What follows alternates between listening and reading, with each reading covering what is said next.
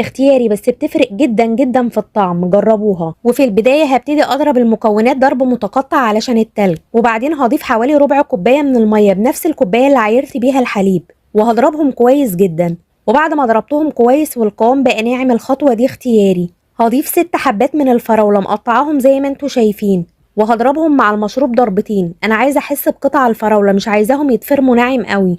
يلا بينا نصب مشروب الزبادو في الكوبايات ونقدمه. شايفين اللهم بارك القوام ناعم وكريمي وفيه قطع من الفراولة. كده مشروب الزبادو جاهز معانا. ممكن نزينه بصوص فراولة لو حابين، انا مجرد بديكي فكرة وانتي ابدعي. اتمنى تجربوه يعجبكم، طعمه تحفة جدا، احلى من الجاهز وفريش ومن غير مواد حافظة. وبالهنا والشفا على قلبكم يا رب مقدما ان شاء الله.